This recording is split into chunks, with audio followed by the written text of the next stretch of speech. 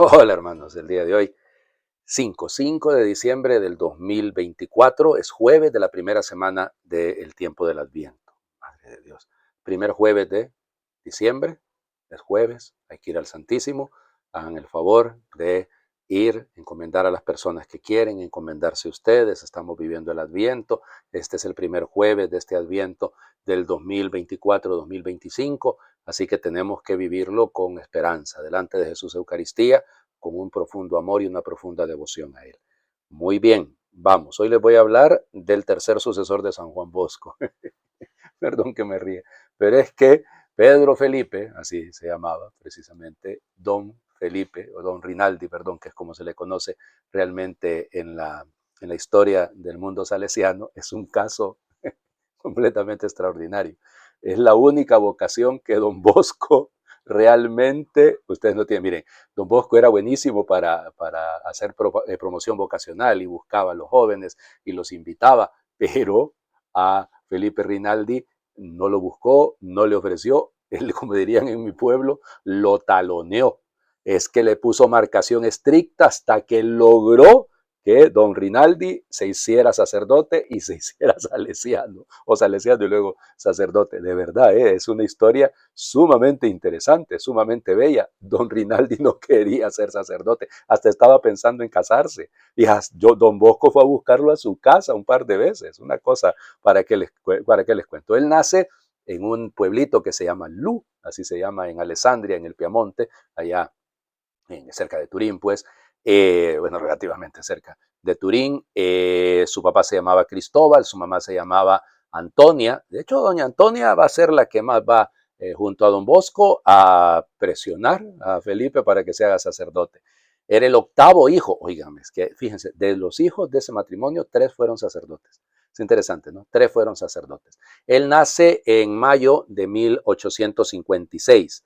Y nada, la historia cuenta, miren, hay un montón de cosas bellas, ¿no? Que primero ingresó realmente con los salesianos, pero tenía un carácter muy duro y el director, de hecho, es don Pablo Alvera, ahí en el colegio donde él entró.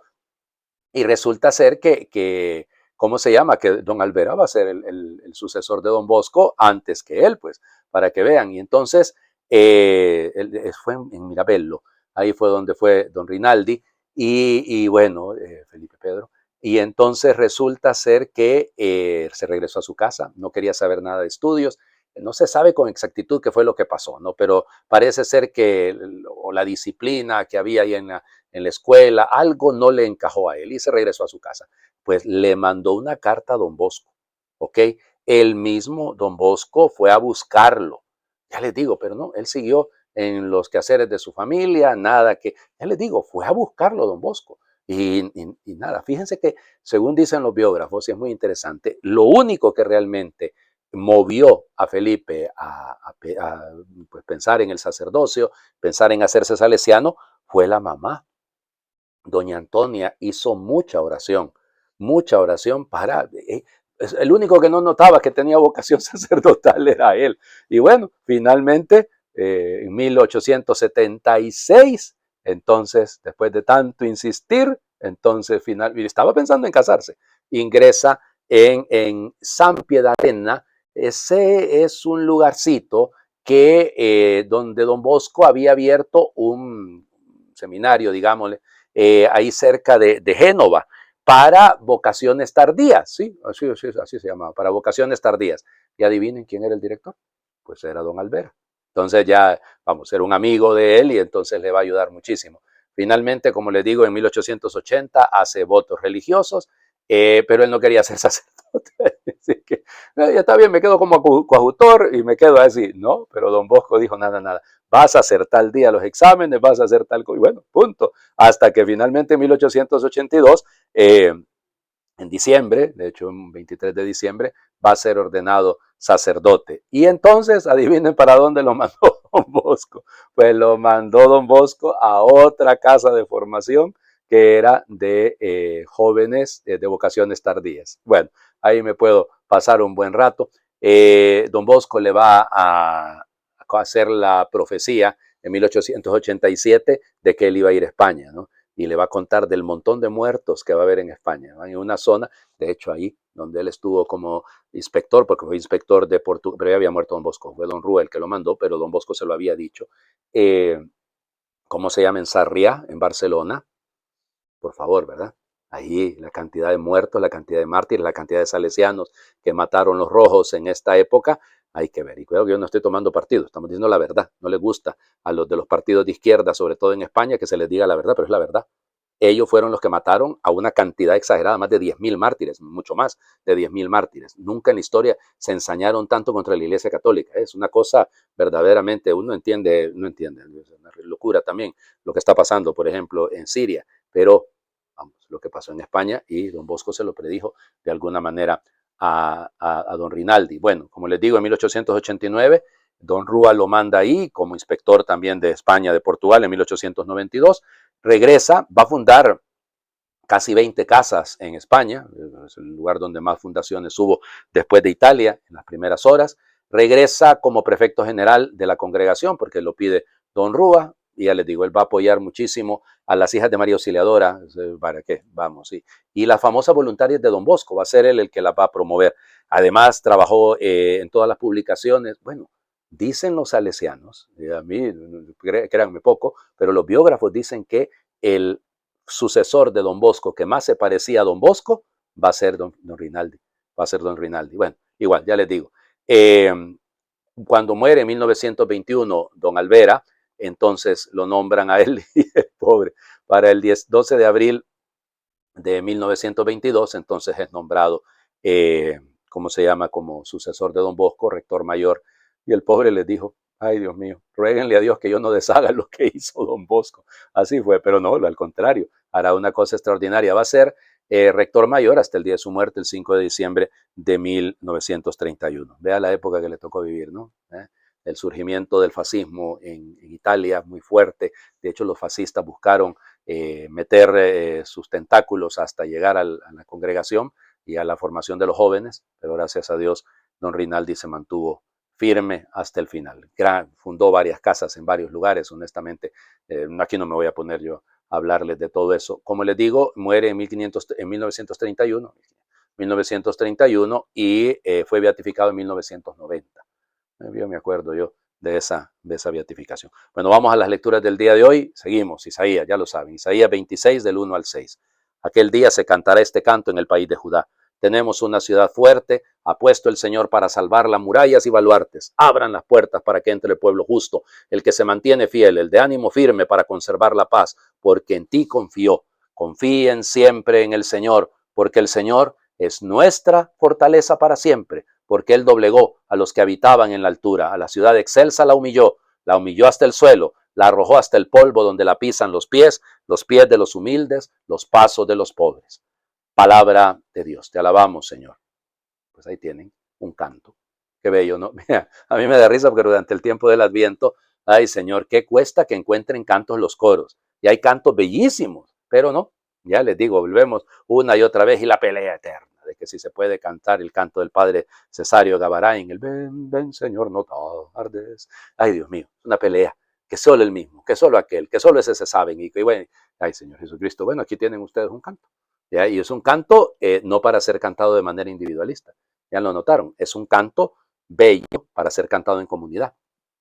Vamos, lo cantarían las peregrinaciones de los judíos cuando subían a Jerusalén. De hecho, el salmo que se propone para este día sí lo es un salmo de peregrinación, es un salmo en el que efectivamente se canta, y así es, ¿no? Se cantaban las entradas, y acuérdense, hay un montón de salmos bellos en ese sentido en el mundo judío. Señor, ¿quién puede entrar en tu santuario? El hombre de manos inocentes y puro corazón. Piénsenlo, o sea, hay un montón de bellos cantos que ayudan en ese sentido. Pero entonces este canto apunta a varios elementos, si me lo permiten. Son elementos que tienen que ver, ¿cómo lo decimos? De una manera sencilla, que tienen que ver con restaurar, ¿no? Levantar, porque de hecho todo habla, el día de hoy se habla mucho de cimientos, lo vamos a escuchar mucho, ¿cómo se llama? En el Evangelio. Ahí lo vamos a escuchar. Pero sin duda es un tema de el ordenar la vida, en el organizar la vida,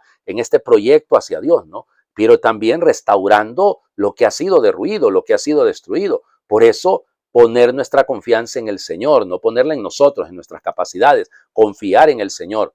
¿Ya? El pueblo que conserva la paz porque confió en ti, Señor. Confíen siempre en el Señor porque el Señor es nuestra fortaleza para siempre. Bueno, ahí está. Deja la ciudad, está hablando probablemente de Babilonia, ¿no? La doblegó, la humilló hasta que la destruyó. Pero eso, ver murallas, baluartes, es edificar, es construir. El tiempo del Adviento no es para andar construyendo belenes, no es para andar construyendo nacimientos, pesebres, no. Está bueno hacerlo, cuidado, no me malinterpreten. Pero lo que debemos es revisarnos nosotros mismos. Y por eso vuelvo a lo del Salmo 117, que es el salmo que se propone para ser cantado, sería bueno, ¿no? Para ser proclamado el día de hoy, ¿ya? Porque precisamente, bendito el que viene en el nombre del Señor. Abran las puertas del templo, que quiero entrar para dar gracias al Señor. Bueno, eso es. Vamos al Evangelio, el final del Sermón de la Montaña.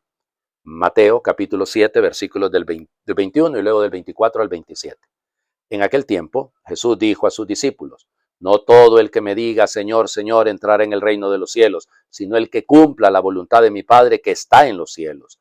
El que escucha estas palabras mías y las pone en práctica se parece a un hombre prudente que edificó su casa sobre roca. Vino la lluvia, bajaron las crecientes, se desataron los vientos y dieron contra aquella casa, pero no se cayó porque estaba construida sobre roca.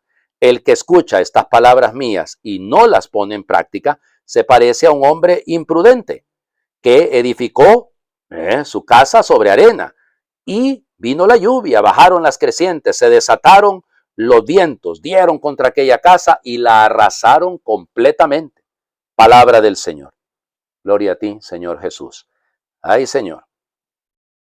Interesante, ¿no? Fíjense cómo comienza todo. No todo el que me diga, Señor, Señor, entrará en el reino de los cielos. No se trata de lo que digo, es de lo que hago.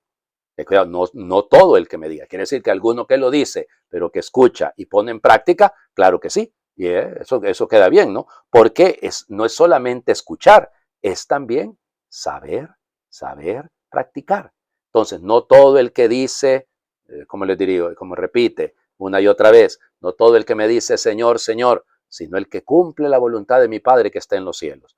Acuérdense lo que viene, ¿no? Después, lo que pasa es que esos dos versículos no los leemos litúrgicamente, pero es aquello de que tocarán a la puerta y ya nada, no van a poder entrar, porque el Señor va a decir, no los conozco. Pues bueno, entonces fíjense el texto a dónde apunta.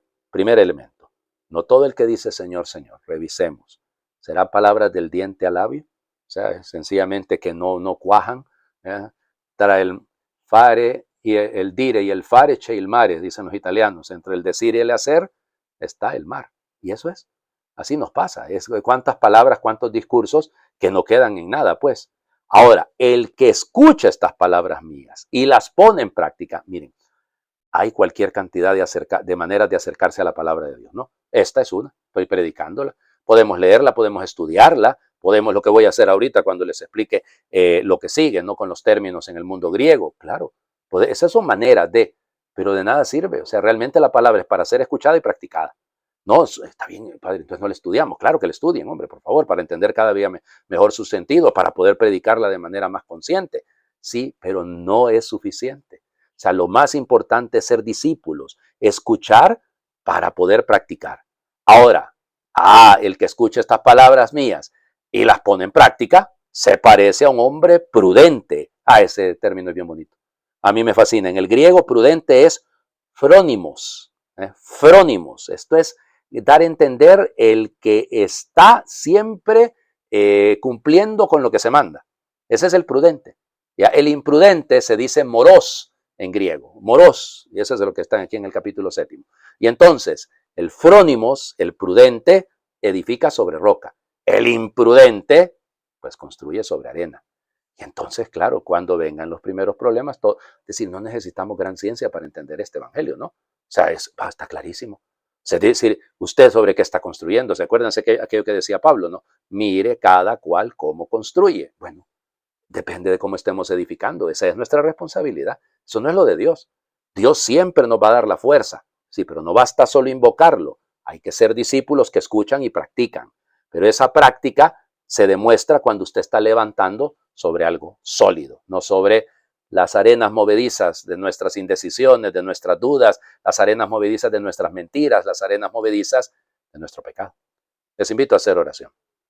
Son de arena los suelos donde nada echa raíz, de roca la base donde plantamos firmes, buenos cimientos, de arena los besos sin memoria, las lágrimas de cocodrilo, las promesas fugaces, de roca los gestos sinceros, las palabras ciertas, la compasión arremangada, de arena la cháchara hueca, la puerta cerrada, la pasión de un día, de roca el clamor de justicia, la casa sin llaves, el amor perpetuo, de arena el credo sin preguntas, la palabra muda, el Dios sin misterio, de roca la fe que se encarna, compartir la mesa, perseguir lo eterno. Amén. Señor esté con ustedes y les bendiga a Dios por intercesión del Beato Felipe Rinaldi, el que es Padre, Hijo y Espíritu Santo, y su bendición descienda, les acompañe siempre. Muy feliz jueves para todos.